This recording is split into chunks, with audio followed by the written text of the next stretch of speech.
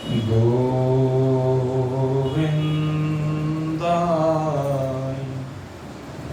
नमो नमः। श्रीकृष्णाय नमो नमः। नारायणाय नमोस्तुते।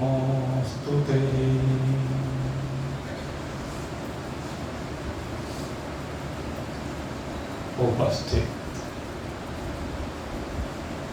भगवत प्रेमी सज्जन वृंद,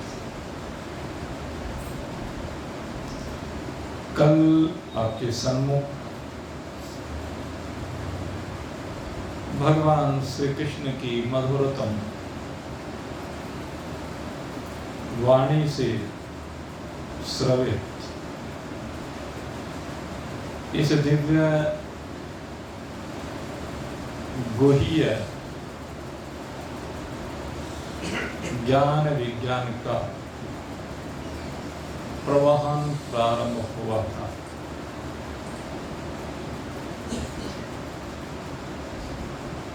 और भगवान कहते हैं कि जो ये अध्यात्म विद्या है, ये अत्यंत गुह्य विद्या है, गोपनीय विद्या है। और कहते हैं ये जो गोपनीय ज्ञान है, जो इसको समझ ले और समझने के बाद जीवन में उतार ले, तो वह मुक्ति को प्राप्त हो जाता है। ज्ञानम विज्ञान सहितम, ज्ञान और विज्ञान के सहित यज्ञ ज्ञातवा, जिसे जान करके मोक्ष है अशुभात। कहते हैं अशुभात कौन है? अशुभ क्या है? माया ही अशुभ है, जो है नहीं, दिखती मात्र है, जिसकी कोई वास्तविकता नहीं, जो टिकती नहीं, उसको अशुभ कहा गया। और कहते हैं उसी से मुक्ति की बात की जाती है। जो उससे मुक्त हो जाता है वही परमात्मा को प्राप्त कर लेता। जब तक माया के बंधन में जीव रहता है तब तक बंधन है, लेकिन जब माया के बंधन से बाहर निकल जाता है, उससे मुक्त हो जाता है, तो यही मुक्ति कहलाता है। और यह मुक्ति चाहे शरीर के रहते रहते हो जाए, अथवा यही मुक्ति अंत काल में स्वरूप का बोध होने पर हो जाए, उसको विदेह मुक्ति कहते हैं। जैसे भी हो जाए, बात यह है कि दुख रूप संसार से मुक्ति होनी, इसी का नाम मुक्ति है।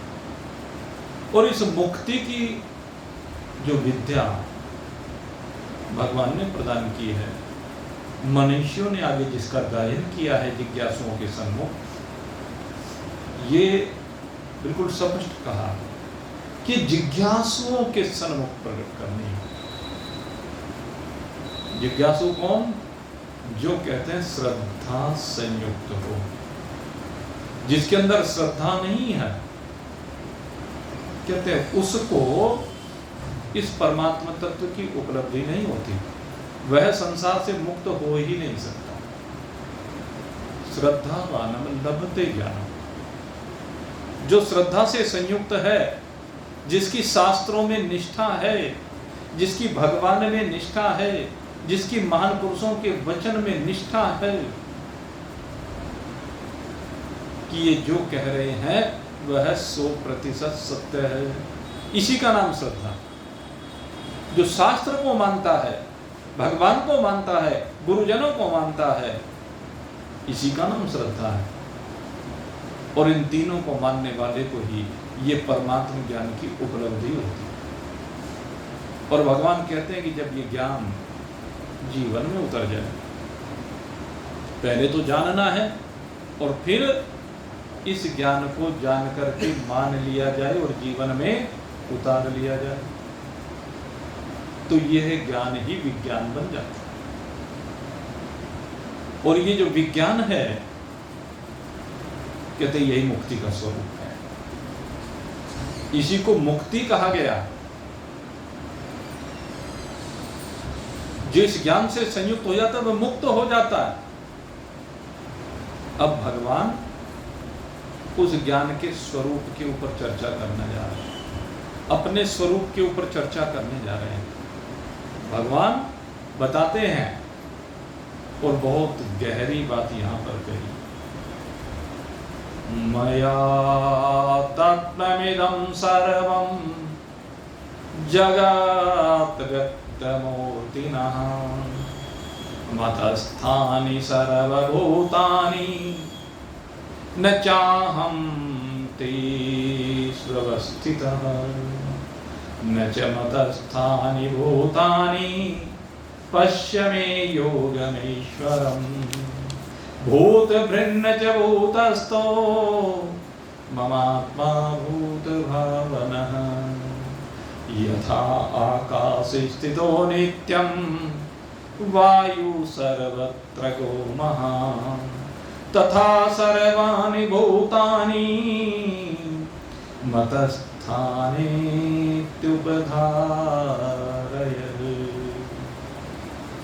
भगवान कहते हैं भाई दो चीजें हैं। क्या है? एक व्यक्त है और एक अव्यक्त है। व्यक्त कौन सी है? कहते हैं हमारा मन, हमारी बुद्धि, हमारी इंद्रियां, हमारा शरीर जहां तक पहुंच सकता है, जहां तक देख सकता है, अनुभव कर सकता है, कहते हैं वो सारे का सारा व्यक्त है। और जहां जाकर के ये शांत हो जाए,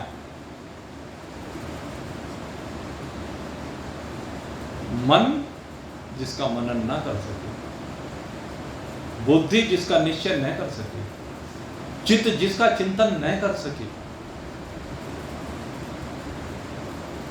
ये ज्ञानेंद्रिय कर्मेंद्रिय जिसकी अनुभूति ना कर सके, कहते वो अव्यक्त है। और ये सारा संसार व्यक्त और अव्यक्त दोनों से मिलकर बना। व्यक्त और अव्यक्त दोनों से मिला हुआ ही तो संसार है। आप मोबाइल हाथ में लिए हुए हैं, स्विच आपने बंद किया हुआ है, तो उसमें जो भी मटेरियल है, क्या नहीं है उसमें?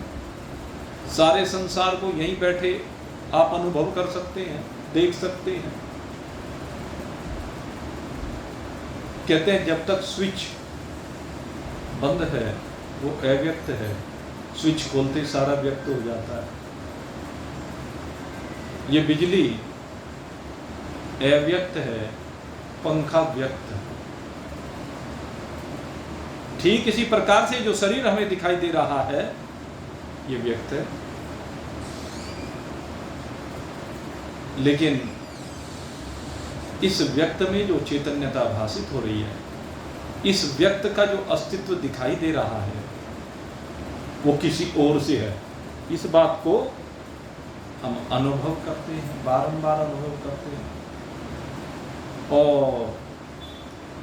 जब वह अव्यक्त की शक्ति से यह व्यक्तहीन हो जाता है तो उस समय मालूम होता है कि तो जड़ है, मिट्टी है। तो व्यक्त और अव्यक्त दोनों चलते तो साथ साथ हैं, दिखते साथ साथ हैं, लेकिन अव्यक्त और व्यक्त में अंतर क्या है?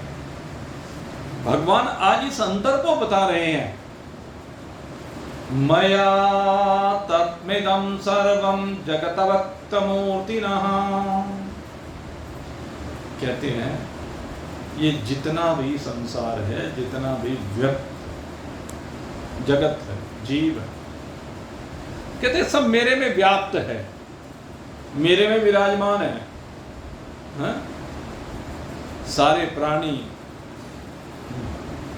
जितने भी जगत में प्राणी हैं, वो सब के सब न च मदस्थानि भूतानि पश्चिम योगीश्वर भूत भृन्न च भूतस्थो ममात्मा भूत भावना।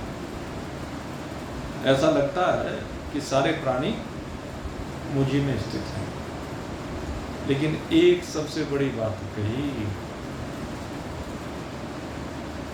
मैं इनमें नहीं हूं। ये सब मुझ में हैं, और मेरी सामर्थ्य को तो देख, भगवान की महिमा को तो देख। इसी को तो ईश्वरत्व कहा जाता है कि मैं सब प्राणियों का उत्पन्न करने वाला हूं, सब प्राणियों का भरण पोषण भी करता हूं। पालन पोषण किससे हो रहा है? भगवान से तो हो रहा है। बार बार कहते हैं ना, भोजन दे कीड़े कुंजर को, तेरे लगे भंडारे कहीं। सबको भोजन दे रहा, लेकिन मैं उनसे बिल्कुल विलग हूं। ये सब मुझ में है, लेकिन मैं इनमें नहीं हूं। संसार मुझ में है, लेकिन मैं संसार में नहीं हूं। अब बड़ी विचित्र सी बात है, सब कुछ उसी से पैदा हो रहा है, उसी में रह रहा है, उसी से शक्ति पा रहा है, लेकिन ये विरुद्ध बात आ जाती है। और विरुद्ध बात का समाधान करता है, कहते ये ठीक है कि मेरी सत्ता से ही सबकी सत्ता है, मेरे होने से इन सब का होना बना है सब। लेकिन एक बेसिक अंतर है, आप जिसको देखिए। कहते अगर मैं उनमें होता, ये मुझ में तो है लेकिन मैं इनमें नहीं, अगर मैं इनमें होता तो मैं भी इनके धर्मों से जुड़ जाता। संसार के धर्म क्या है? संसार 6 विकार संयुक्त है, ये जगत 6 विकारों से संयुक्त है। सबसे पहले इसका जन्म होता है, ये अस्तित्व में आता है, दूसरी बात।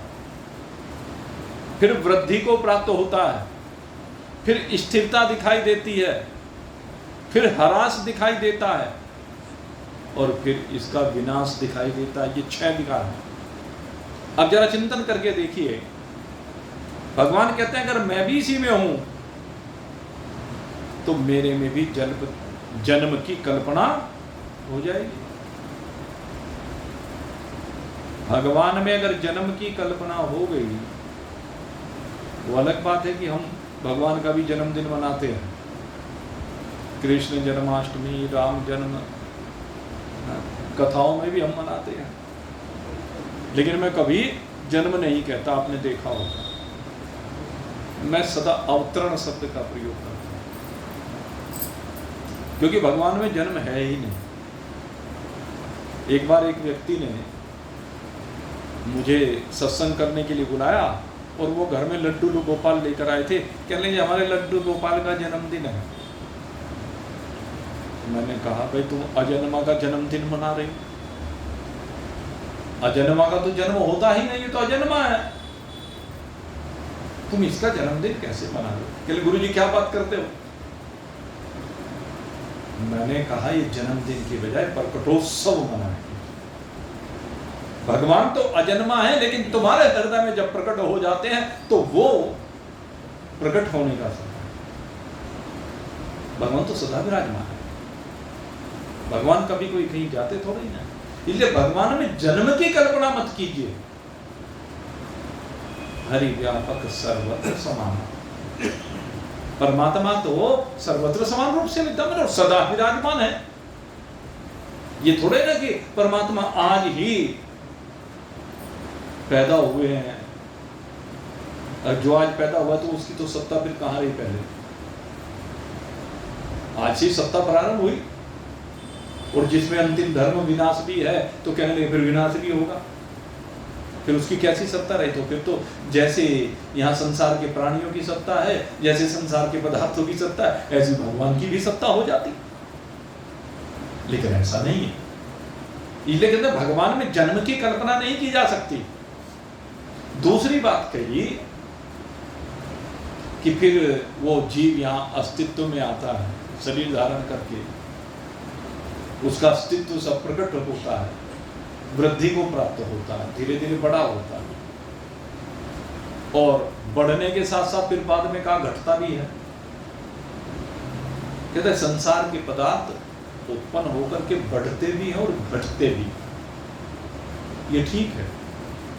लेकिन अगर यदि परमात्मा में घटना और बढ़ना मान लिया गया तो वो कौन सा देश है जिसमें भगवान घटेगा, जिसमें से घटेगा, और वो कौन सा देश है जो नया पैदा होगा जिसमें भगवान बढ़ेगा? देश तो भगवान ही है, भगवान ही देश है, अनंत है। अब अनंत में से क्या घटाए और क्या बढ़ाए? अनंत में से कैसे घटाए और कैसे बढ़ाए? अनंत को कैसे मोटा करें और कैसे पतला करें? जो अनंत है, असीम है, उसमें मोटा पतला होना, घटना बढ़ना, ये विकार नहीं है।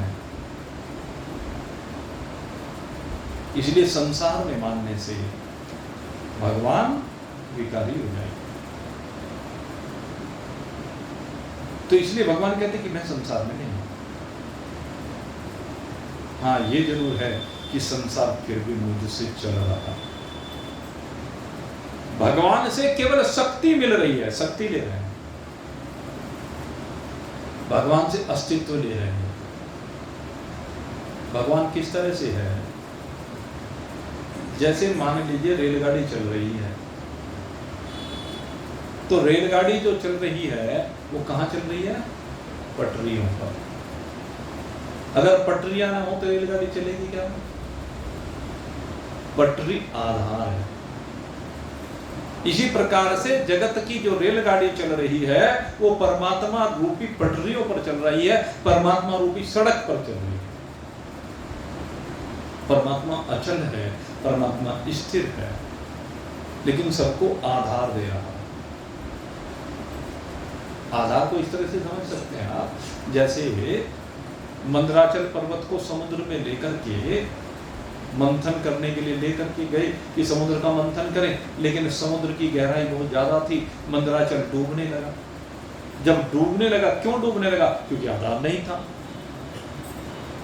तो बिना आधार के सृष्टि खड़ी नहीं रह सकती। इसलिए भगवान कहते हैं कि मैं उसका आधार बन जाता हूं। भगवान ने कच्छप अवतार धारण किया। कच्छप क्या? एक आधार, आधार दिया गया। जैसे ये धरती है, इसको किसका आधार मिला? कहते जल का आधार मिला। और जल और धरती दोनों को किसका आधार मिला? कहते तेज का आधार मिला, अग्नि का आधार मिला। कहते अग्नि, जल और पृथ्वी तीनों को मिलकर के किसका आधार मिला? कहते वायु का आधार मिला। और पृथ्वी, जल, अग्नि, वायु, इन चारों को मिलकर के किसका आधार मिला? कहने लगे आकाश का आधार मिला, सब आकाश में विराजमान है। और फिर कहते हैं इस आकाश सहित इन पांचों को मिलकर के किसका आधार मिला? कहते प्रकृति का आधार मिला। कहते प्रकृति को किसका आधार मिला? परमात्मा का आधार मिला। आखिर में क्या है? सबका आधार एक परमात्मा ही है। जैसे इस समस्त पृथ्वी सहित वायुमंडल का आधार आकाश हमें सीधे सीधे प्रतीत होता है।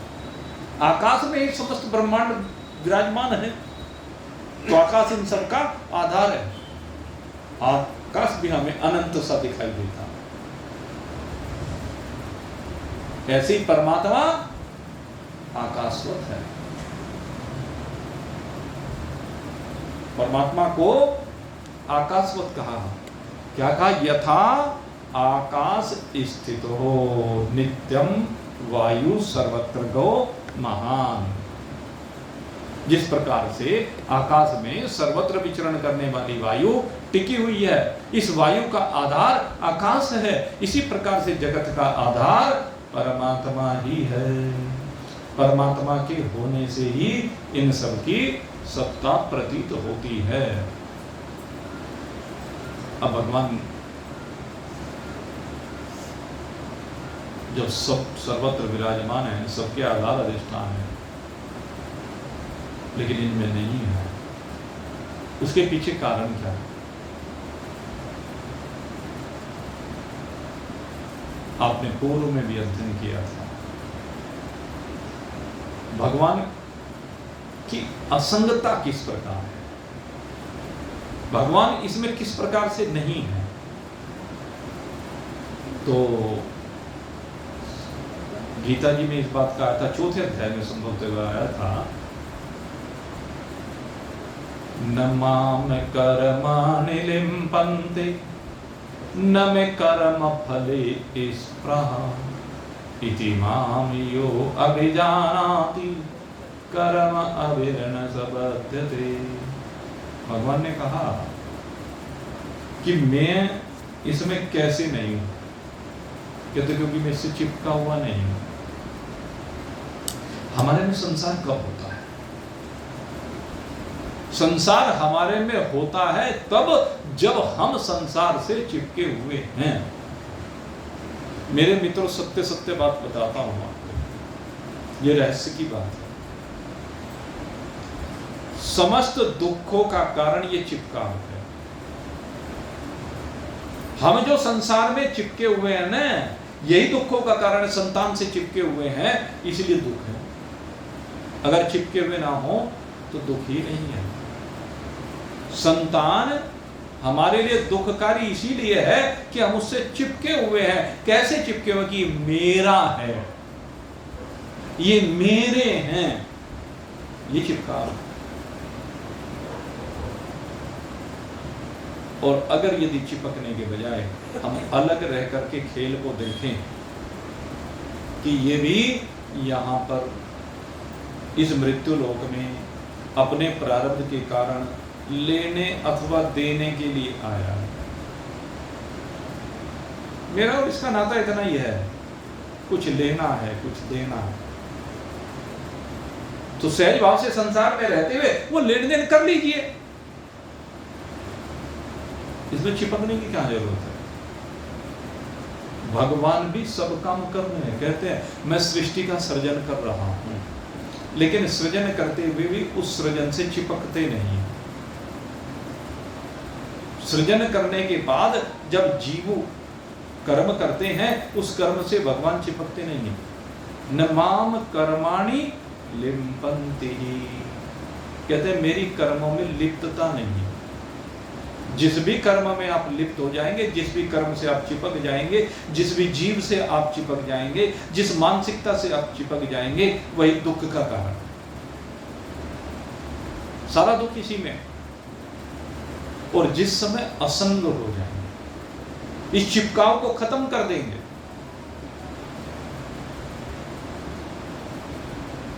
एक देवी भागवत में कथा आती है। आप लोग दुर्गा सप्तशती का पाठ करते हैं, तो दुर्गा सप्तशती में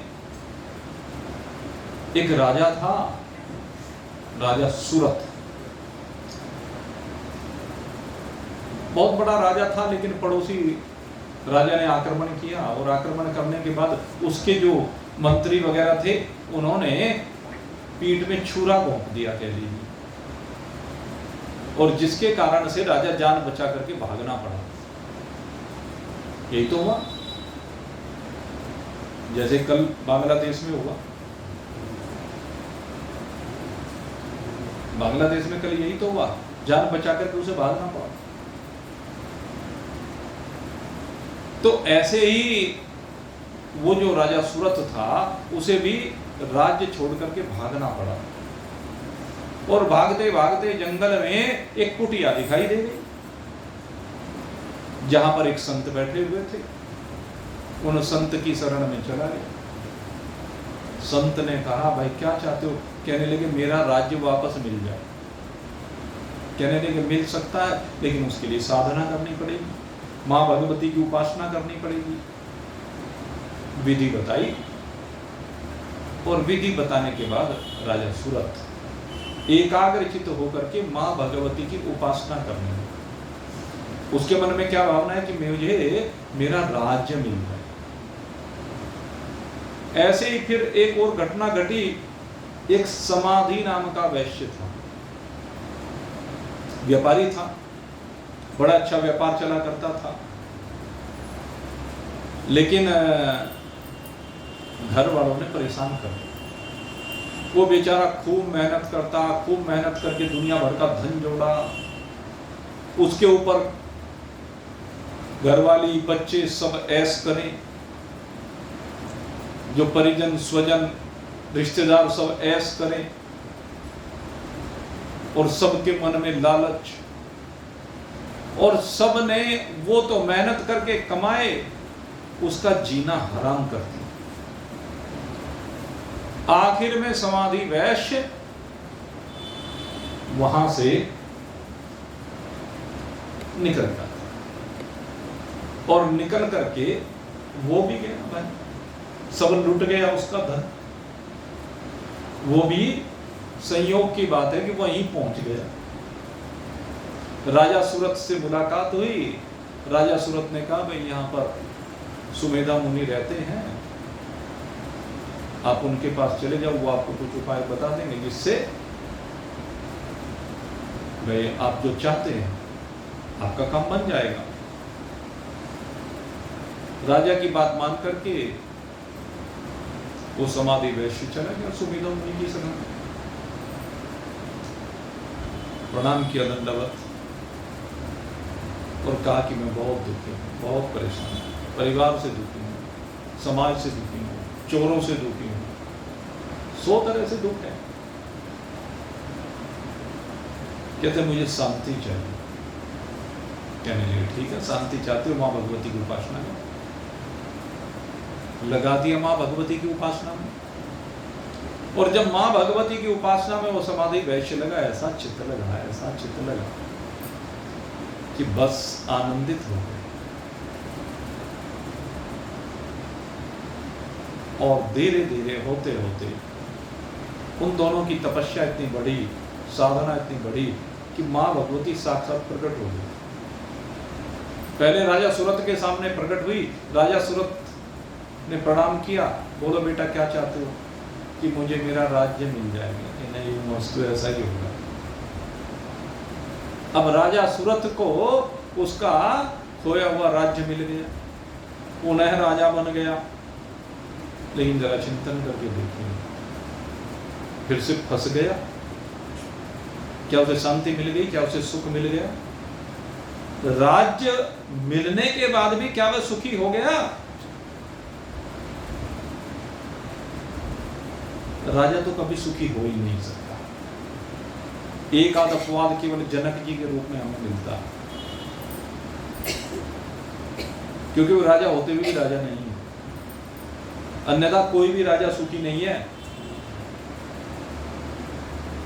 भगवान श्री राम के पिता श्री, जिनके यहां स्वयं भगवान अवतरित हो रहे हैं, वो भी राजा सुखी नहीं है। कैकेयी ने जब भगवान को वनवास मांग लिया, सुखी हुए कि दुखी हुए? महाराज दशरथ इतने दुखी हुए, इतने रोए कि बार बार बेसुध होकर के गिर पड़े।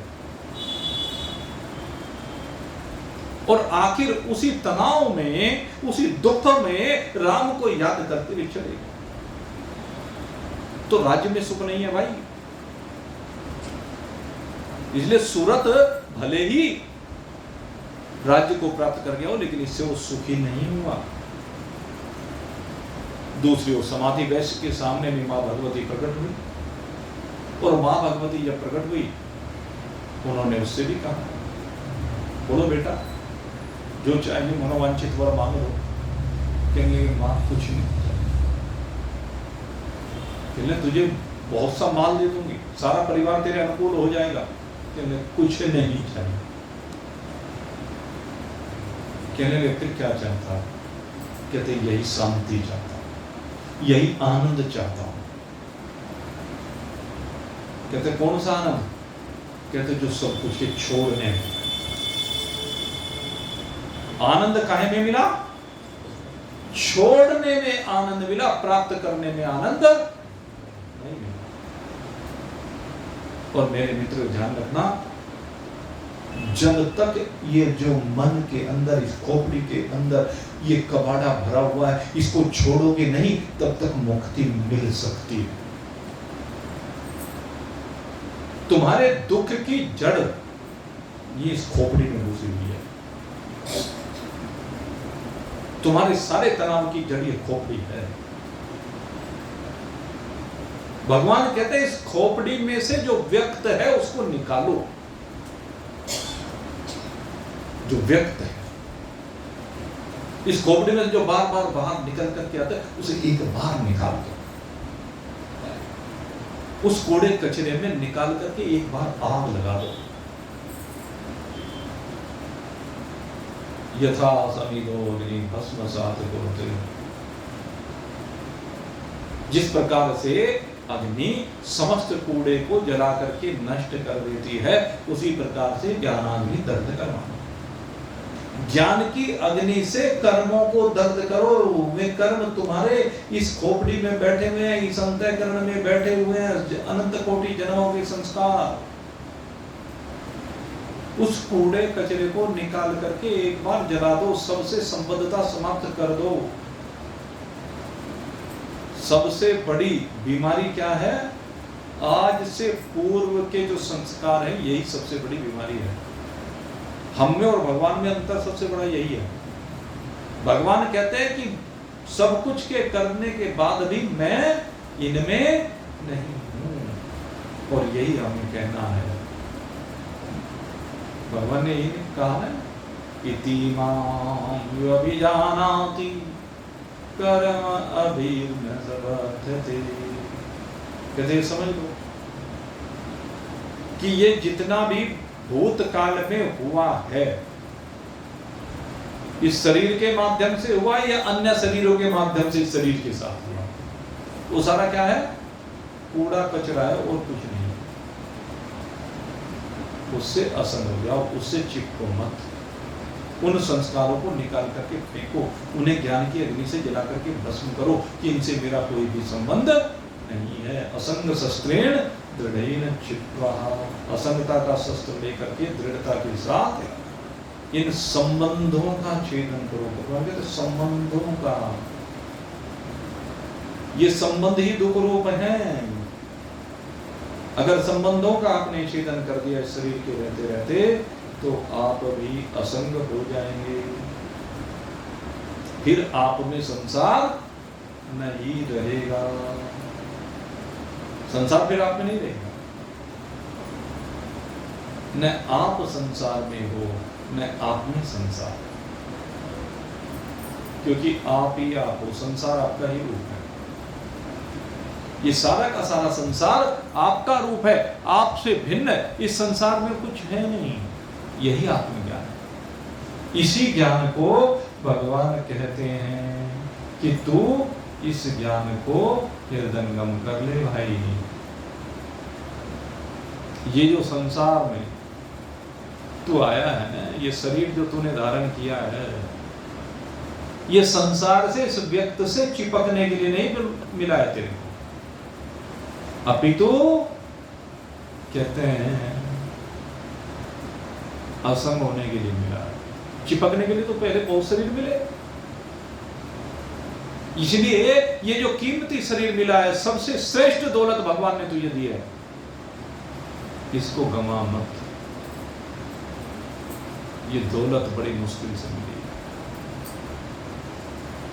अगर संसार में फंसा रहेगा तो भाई फिर दोबारा मिलना बहुत मुश्किल है इसका।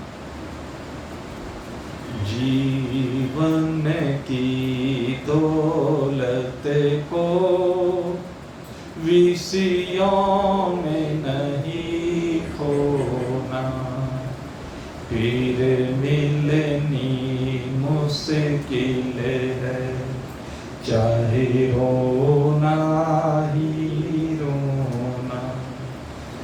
जीवन की दौलत को विषयों में नहीं खोना, फिर मिलनी मुश्किल है, चाहे रोना ही रोना। आखिर में खींच खींच कर जब प्राण लबों पर आई, आखिर में खींच खींच कर जब प्राण लबों पर आई, जितने साथी जग के कोई न मदद को धाई, जितने साथी जग के कोई न मदद को धाई, ऊपर को आंखें कर दुनिया से विदा होना। यही है भाई कि जब आखिरी समय आ जाता है, यहां से चलने का समय आ जाता है, कहते हैं संसार के जितने भी साथी हैं कोई मदद के लिए तेरे पास नहीं आता, क्योंकि यहां से जाते हुए कोई तेरी मदद कर ही नहीं सकता। बस ऊपर की ओर आंखें करते हुए, निहारते हुए, अपने जीवन के ऊपर चिंतन करते हुए कि मैंने सब कुछ इनके लिए गंवाया, लेकिन अब कोई भी मेरे साथ चलने के लिए तैयार नहीं है। उस समय उसको याद करता है जो चलने के लिए सदा साथ रहता है। अगर उसको याद कर लिया तो फिर रास्ता सुगम हो जाता है।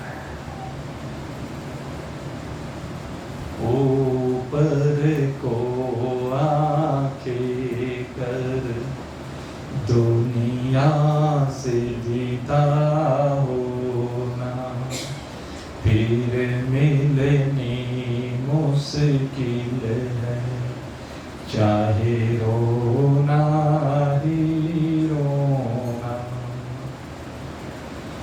बेटे पोते जिनकी ममता में दुख पाता है, कहते हैं रोजाना सिर क्यों सबका खाता है।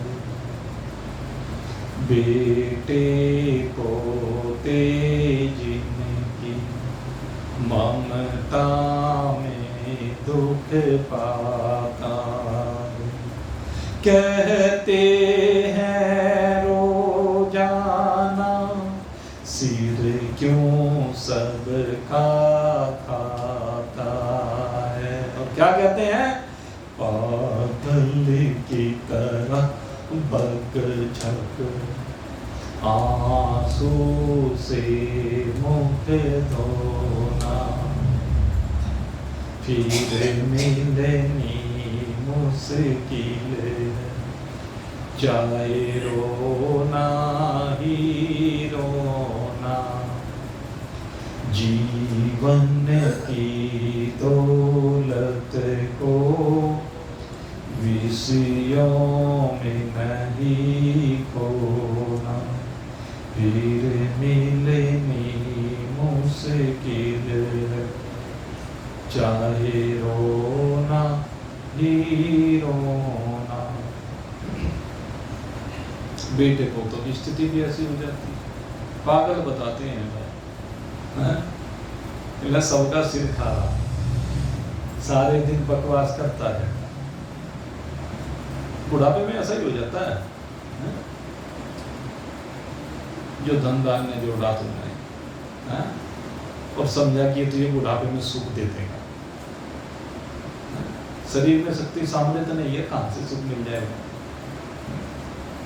धन धान सुख दाता समझा था जो तूने, धन धान सुख दाता समझा था जो तूने कुछ काम नहीं आया, जोड़ा था जो तूने हसरत की निगाहों से, लख करके जुदा होना,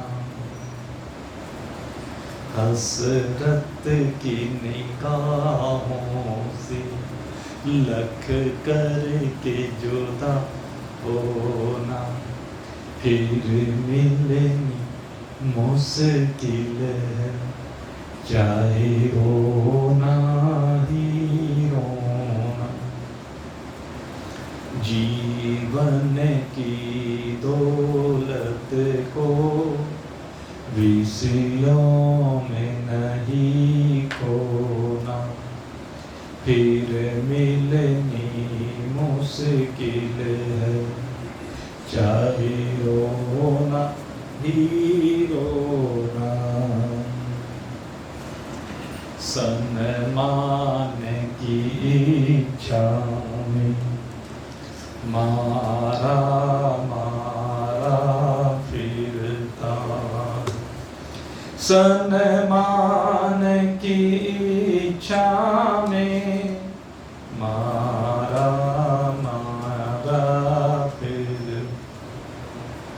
सन्मान की रक्षा में पापों को सिर ढोता, सन्मान की रक्षा में पापों को सिर ढोता, चिंता की भट्टी में नहीं चैन नींद सोना, फिर मिलनी मुश्किल है, चाहे रोना ही रोना। भाई यही है विषयों का खेल, तो चिपकाव का खेल, तो इसमें रोना ही रोना है। लेकिन कहते हैं जो परमात्मा से जुड़ जाता है, जो अपनी असंगता में विराजमान हो जाता है, कहते हैं बस उसकी दृष्टि में कुछ नहीं रहता। ये व्यक्त संसार, इसमें कुछ भी नहीं रहता। वो शरीर से भले ही सब काम करता हुआ दिखाई देता है, परिवार का भरण पोषण करता हुआ दिखाई देता है, लेकिन उसके अंदर कहीं मैंपन और मेरापन नहीं रह जाता है। अहमता और ममता दोनों से वह विरहित हो जाता है, वो सर्वथा निर्लिप्त हो जाता है। उसका न किसी देश से संबंध रहता है, न किसी काल से संबंध रहता है, न किसी परिस्थिति से संबंध रहता है। वो देश काल परिस्थितियां चाहे कुछ भी आए, कुछ भी घटे, कुछ भी बढ़े, वो उन सब का साक्षी बन करके उनसे बिल्कुल विलग रहता, कहीं भी उसका कोई चिपकाव किसी में नहीं होता। तो भगवान कहते हैं भाई, जैसे मैं सब में रहता हुआ भी सबसे विलग हूं, ऐसे ही तू भी सब में रहते हुए सबसे विलग होकर के रहे। तेरी वास्तविकता एक सुत सच्चिदानंद घन ब्रह्म है। अपनी इस वास्तविकता को समझ और आनंद मना। इन्हीं स्वभावों के साथ आप आनंदमय जीवन को जिए, असंग जीवन को जिए, निर्लिप्त होकर के यहाँ पर रहें। इन शुभकामनाओं के साथ यहीं पर आज के सत्संग को विश्राम दे रहे हैं भाई, और कल फिर आपकी सेवा में उपस्थित होंगे। कल वैसे तो तीज का पर्व है, और पर्व पर वैसे तो भाई अधिकांश अवकाश रखते हैं, लेकिन बार बार कहीं भक्त कहते रहते हैं नहीं जी करके देख लो, तो कल को करके देख लेते हैं भाई, क्योंकि अब तो पर्वों की लाइन लगेगी। कल का अनुभव देखते हैं और फिर आगे जैसा उचित समझेंगे फिर आगे के पर्वों के बारे में निर्णय। बोले सच्चिदानंद भगवान की